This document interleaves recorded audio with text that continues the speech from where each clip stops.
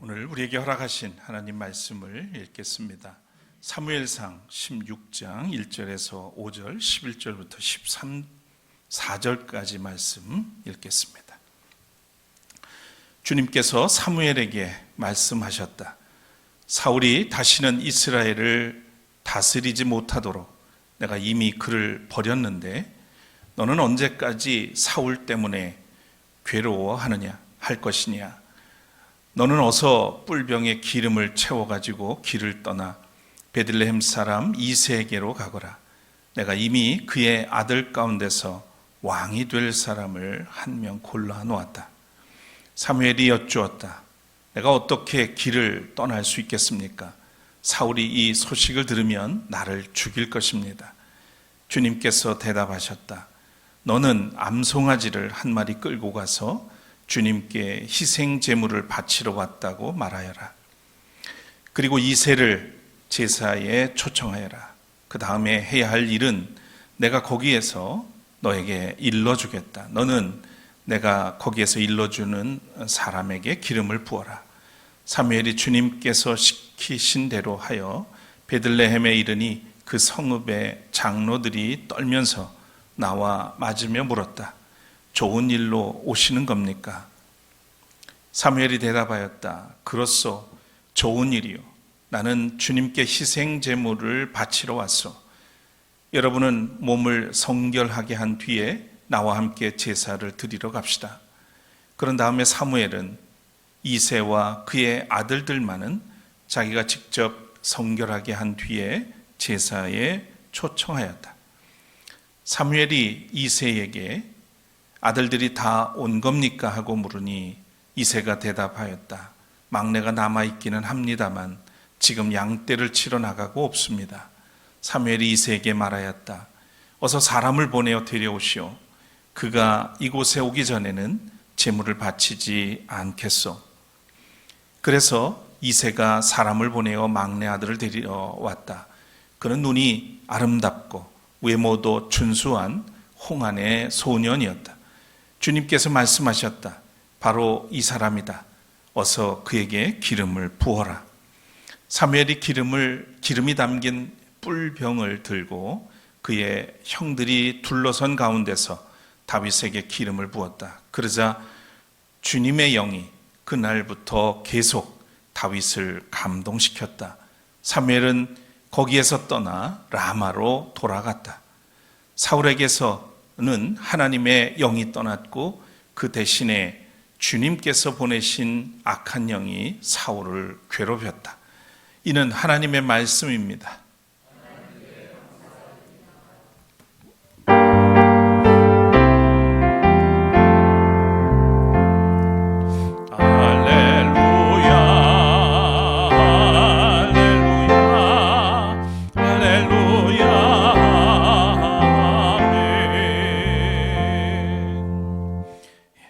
앉으시겠습니다.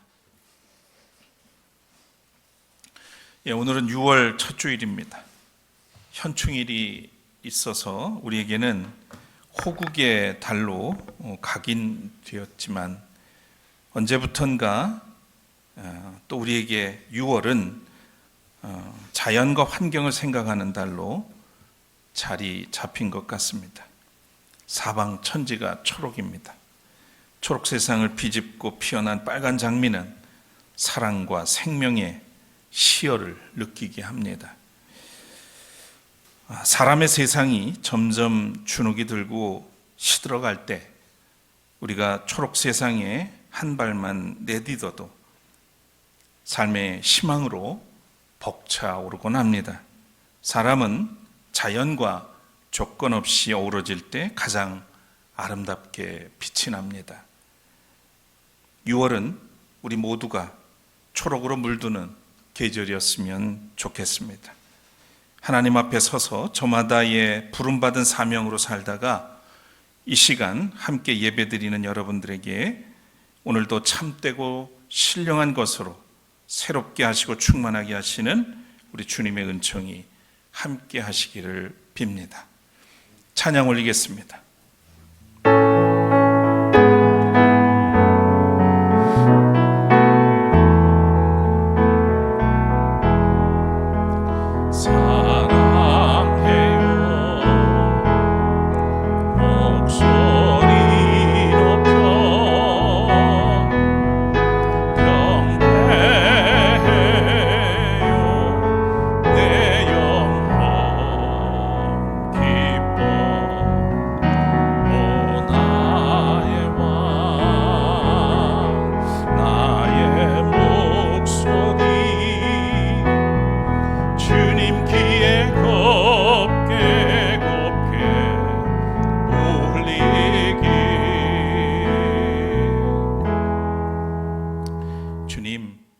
우리를 부르셔서 예배의 자리로 이끄시고 이 시간 우리의 마음과 뜻과 정성과 힘을 모아서 살아계신 하나님께 예배할 수 있게 하시니 감사합니다. 살아있는 한 모든 생명의 주인 되시고 또 존재의 근원이 되시는 하나님을 예배하고 또 하나님의 뜻을 따르고 또 하나님 나라를 위해서 살아가는 우리가 될 수 있도록 이끌어 주옵소서. 오늘도 우리를 말씀 앞에 불러주셨습니다. 허락하신 말씀을 통해서 오늘 우리의 믿음의 자리를 돌아보게 하시고 하나님이 뜻하시고 원하시는 그런 믿음이 무엇인지를 다시 한번 가슴 속에 새길 수 있는, 그리고 삶으로 살아낼 수 있는 은혜로운 시간이 되도록 이끌어 주옵소서.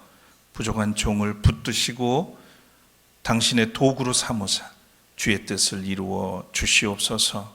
예수 그리스도 이름으로 간절히 기도드립니다. 아멘. 프랑스의 시인이자 소설가이면서 또 비평가로도 활동을 했던 폴 브루제라고 하는 분이 있습니다. 이분이 1914년에 발표한 정오의 악마라고 하는 그런 작품의 에필로그에 이렇게 적었습니다. 현대인들은 많이 일하고 더 배부르게 먹으며 더 풍족한 여가를 즐기는 것 같지만 점점 쳇바퀴 돌듯이 멈출 수 없는 무한 반복의 틀에게 갇혀 내려오지 못하고 있다. 그것만이 유일하게 사는 길이라고 믿게 되어버렸다. 햄스터들이 쳇바퀴를 돌면 멈출 수 없듯이 인간도 그렇게 되었다. 이게 100년, 110년이 된 벌써 그 시대에 이런 이야기를 했다는 것이 놀랍기도 합니다. 그리고 이어서 이런 유명한 말을 남겼습니다. 생각대로 살아야 한다. 그렇지 않으면 곧 사는 대로 생각하게 될 것이다.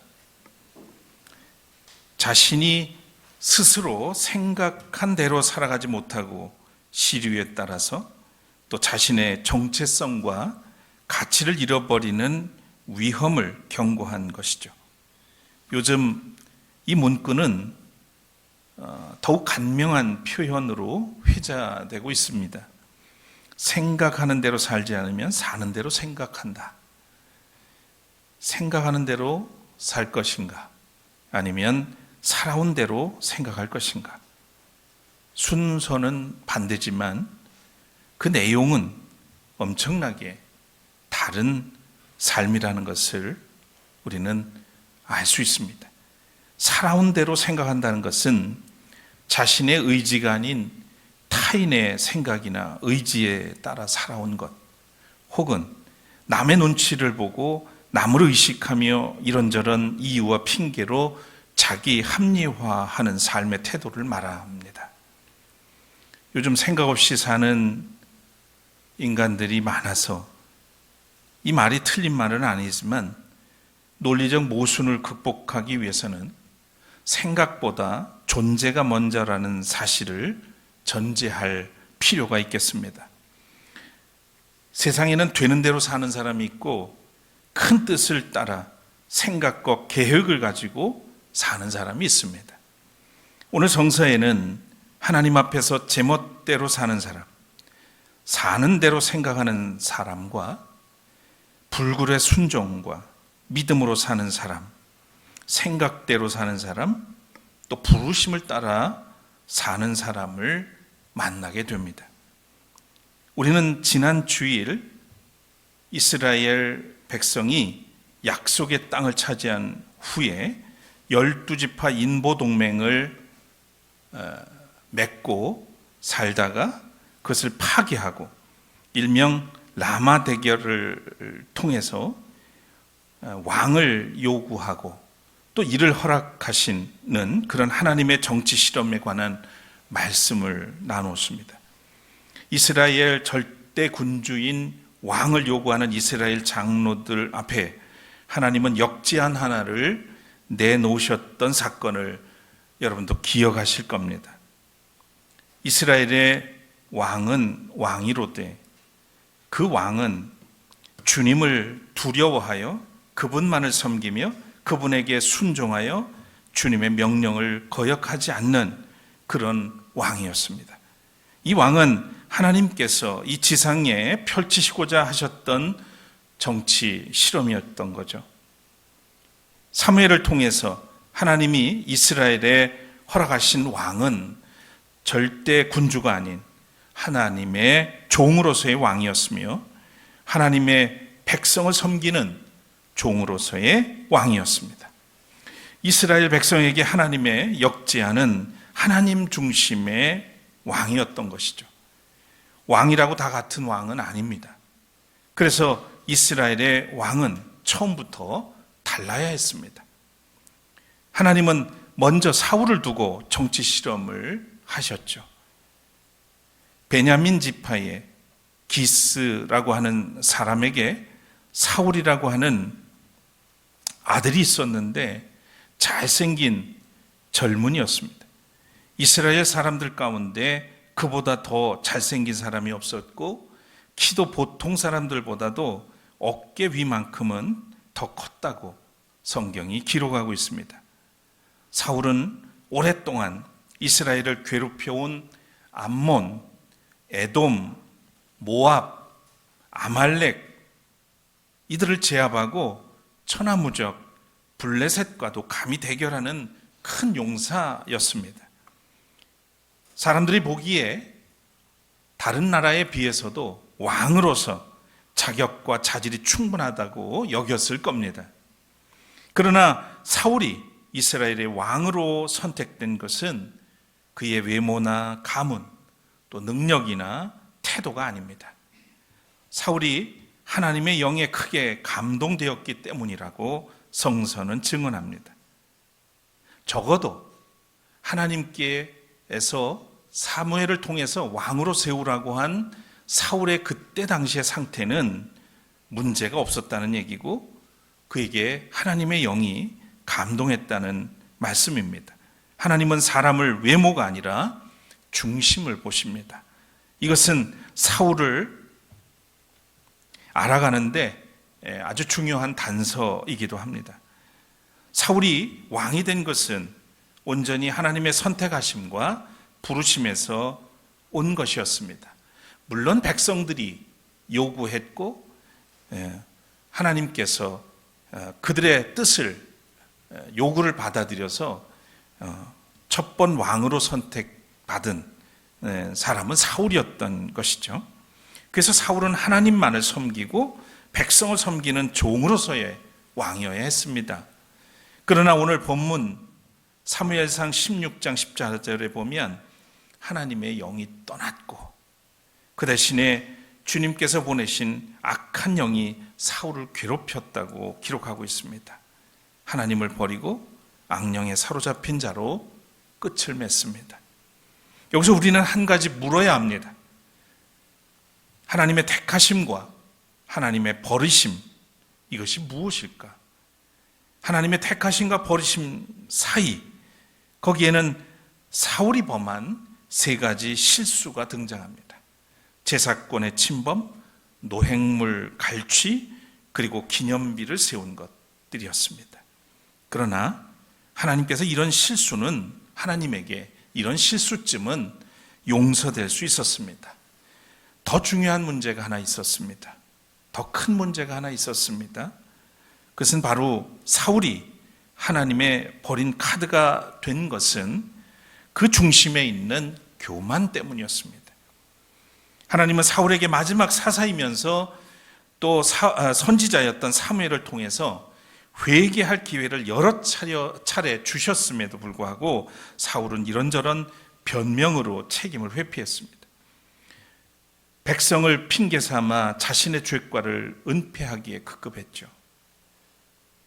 라인홀드 니버 교수는 이 장면을 보고 사울의 이것이 바로 죄라고 했고요. 죄의 근원은 교만이라고 했습니다.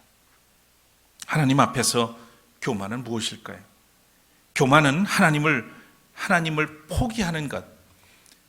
교만은 하나님 포기를 의미합니다. 사울은 자기 자신을 하나님으로 만들고 있었던 겁니다.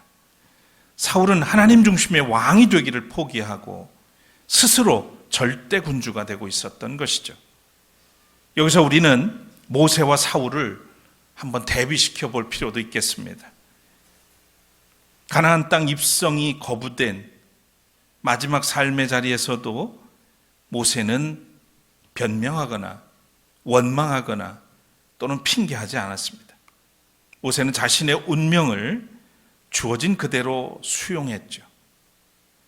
마치 저주받은 것처럼 그 자리에서 모세는 오히려 하나님 앞에 민족을 위한 기도를 드립니다. 모세는 왕은 아니었지만 하나님의 종으로서의 왕의 예시 같은 그런 모습을 보게 됩니다.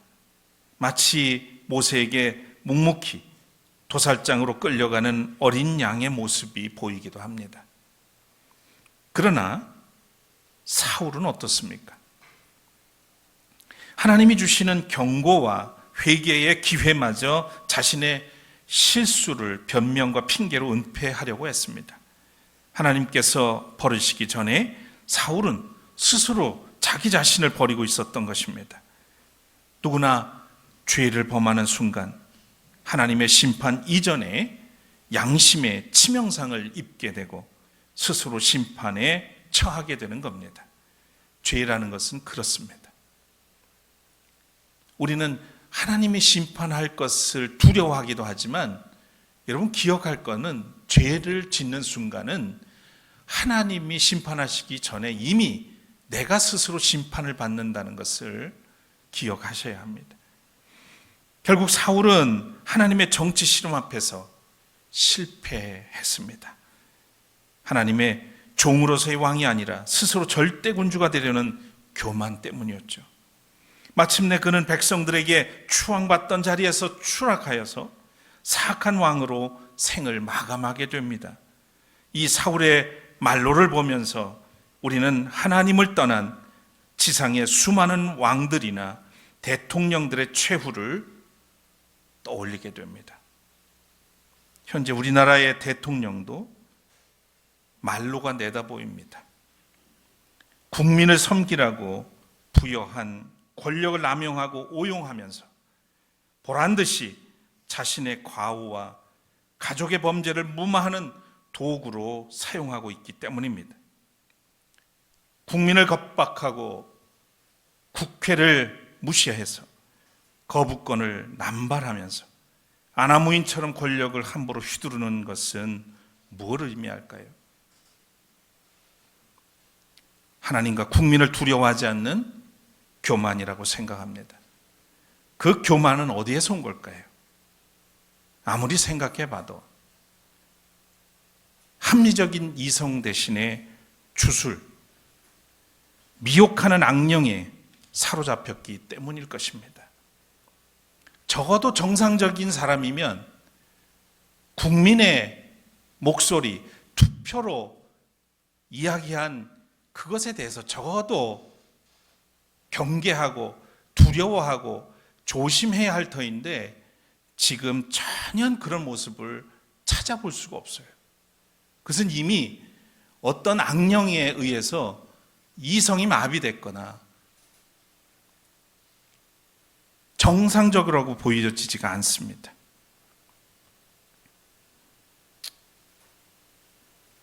물론 우리도 예외가 될 수는 없어요. 우리가 하나님 앞에 바로 서지 못하는 한, 그리고 되는 대로 살아가면 우리도 다르지 않을 겁니다. 하나님은 인간의 교만을 가장 미워하고 싫어하십니다. 잘 아시죠? 우리도 누군가 교만 떨면 싫잖아요. 하나님은 가장 싫어하고 보기 싫어하는 것이 바로 인간이 하나님 앞에서 교만할 때예요. 그건 성경에서 누누이 증명합니다. 그것은 교만은 바꿔 말하면 하나님을 거부하는 것이고 무시하는 것이고 그 존재 자체를 부정하는 일이기 때문에 그렇습니다. 한편 사무엘상 16장에서 31장까지에 등장하는 또 다른 등장인물이 있습니다. 바로 다윗이죠. 다윗이라는 소년을 두고 벌이시는 하나님의 또 다른 정치 실험이 펼쳐지고 있습니다. 다윗은 사울처럼 우람하지는 않았습니다. 그러나 그는 눈이 아름답고 외모도 준수한 홍안의 소년이라고 오늘 성경에 기록되어 있죠. 그러나 이것도 하나님의 선택 기준은 아니었습니다. 사울의 택함과 같이 놀랍게도 다윗의 선택은 사무엘에게 기름 부음 받은 후에 주님의 영이 그날로부터 계속 다윗을 감동시켰다. 주님의 영이 사울에게도 처음에 임했던 것처럼 다윗에게도 감동으로 임했다는 이야기입니다. 결과적으로 하나님은 사울과 다윗에게 동등한 기준과 동등한 기회를 주셨던 것이죠. 그렇지만 한 가지 다른 점이 있습니다. 다윗은 왕의 길이 아니라 고난의 여정을 걸어야 했습니다. 사울은 왕에서 출발했지만 다윗은 보잘것없는 가난한 목동에서 출발을 합니다. 하나님의 구원 계획 때문에 아브라함이 고난의 여정을 걸었고요. 요셉도 고난의 길을 걸었습니다. 모세도 이 길을 걸었고 우리 주 되시는 예수 그리스도께서도 고난의 길을 걸으셔야 했습니다. 고난은 내가 선택하는 것이 아니라 선택된 자의 길이라고 하는 겁니다. 하나님의 사람들이 이 길을 걸었다는 것은 그들이 고난을 스스로 찾아서 갔다기보다는 선택받은 자, 하나님의 사람에게는 그런 고난이 언제나 함께 하고 있다는 것이죠. 그래서 다윗이 당한 고난의 여정은 겉으로는 권력 투쟁에서 온 것처럼 보이지만 그것은 온전히 하나님의 정치 실험에서 온 것이라고 할 수 있겠습니다. 사울의 낯을 피해서 기약 없는 도피의 여정 가운데서도 다윗은 끝까지 그 한 가지에 충실했습니다. 이 역사의 모든 진행은 하나님의 경륜과 그의 손안에 있다는 것을 믿고 순종한 것이죠. 그리고 다윗은 인간의 손으로 그것을 조작하려 하지 않았습니다. 저는 이것이 신앙이라고 믿습니다. 바로 이 신앙은 자기를 죽이려는 사울을 능히 죽일 수도 있는 자리에서 오히려 사울 왕을 살려내는 다윗의 고백에서 드러나고 있습니다. 사무엘상 24장 10절에 보면 임금님을 살려 보내지 말라고 말하는 사람도 있었지만 잘 아시겠지만 사울과 다윗은 어쨌든 쫓고 쫓기는 그런 관계 속에서 많은 우여곡절과 어려움들이 있었습니다. 다윗에게 기회가 왔어요. 그런데 다윗은 그 절대절명의 순간에 이렇게 말합니다. 임금님을 살려보내지 말라고 하는 사람들도 있었지만 나는 임금님을 아꼈습니다. 절대로 손을 들어 우리의 임금님을 치지 않겠다고 다짐했습니다. 임금님은 바로 주님께서 기름 부어 세우신 분이기 때문입니다. 여기 임금은 누구예요? 사울입니다. 자신 앞에 펼쳐지는 이유 없는 고난 앞에서 다윗은 그 향방을 인위적으로 바꾸려 하지 않았습니다.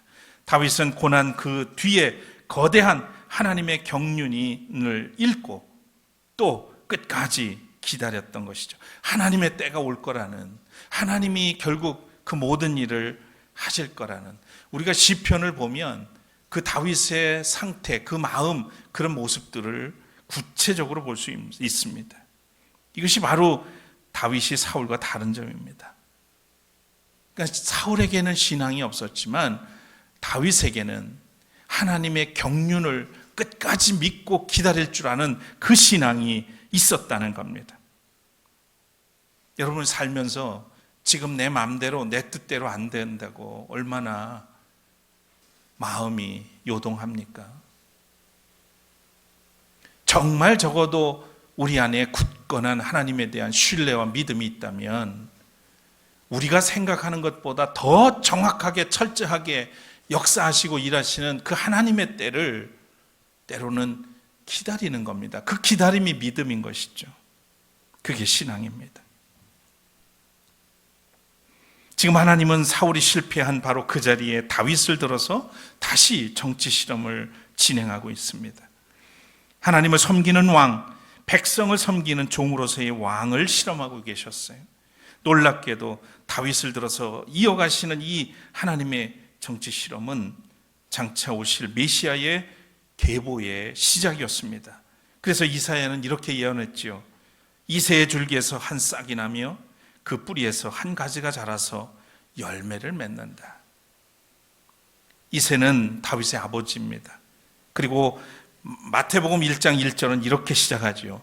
아브라함의 자손이요 다윗의 자손인 예수 그리스도의 계보는 이러하다. 다윗을 선택하신 것은 단순히 이스라엘의 정치 체제의 실험이 아니었던 겁니다. 오히려 이 지상에서 하나님을 경외하고 하나님의 백성을 섬기는 새로운 왕정 체제를 하나 실험하는 것이었던 거죠. 그것은 장차 인류를 구원하실 메시아의 계보로 이끌어 가시는 하나님의 거대한 구원 계획이었습니다. 사울이 실패한 자리에 하나님은 다윗을 들어서 그의 구원의 역사를 이어가시는 하나님의 경륜을 봅니다. 오늘 저와 여러분은 우연히 이 세상에 있는 게 아니에요. 하나님이 어쩌다가 우리를 구원해서 이 자리에 있게 하신 게 아닙니다. 다윗을 통해서 인류의 원대한 구원의 계획을 이루어 가신 것처럼 저와 여러분도 그 계획 안에 있음을 믿으시길 바랍니다. 사랑하는 여러분, 이 사람들이 잠잠하면 돌들이 소리 지를 것이다 말씀하신 예수님의 이 말씀을 기억하십니까? 이 사람들이 잠잠하면 돌들이 소리 지를 것입니다. 예수님이 예루살렘 입성하는 길목에서 바리새인들이 공격을 할 때 예수님께서 왜 바리새인들이 제자들이 당신을 찬양하고 높이냐고 핀잔을 줄 때 주님이 그들을 향해서 하신 말씀이에요. 만일 이 사람들이 내가 그리스도인 것에 대해서 소리내지 않고 잠잠하면 돌들이 소리 지를 거다. 당당하잖아요. 어떤 일에 대해서 주저하거나 게으름을 피우게 될 때 저를 깨우시는 말씀이에요. 불현듯 이 말씀이 떠올라서 주저하다가 일어서서 움직일 때가 많습니다. 내가 안 하면 모든 것이 끝나는 게 아니에요.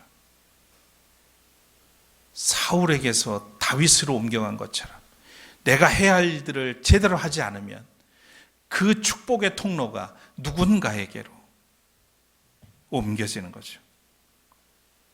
지금 내가 하지 않는다고 하나님이 손해보지 않습니다.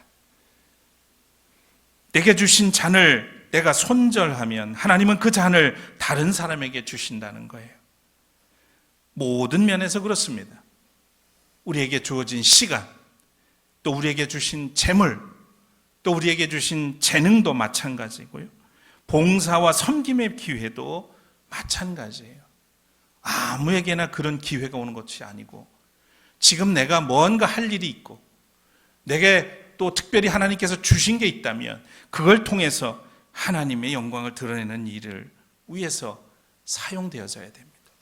그렇지 않으면 하나님은 내가 할 기회를 버리고 다른 사람을 통해서 그 놀라운 일들을 행하게 될 것이라는 것이 오늘 말씀을 통해서 우리가 보게 되는 의미입니다.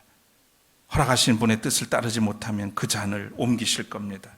우리는 사울이 교만해서 하나님을 떠난 그 자리에 다윗을 세우셔서 하나님의 뜻을 이루어가시는 하나님의 경륜을 볼 수 있어야 하겠습니다. 우리가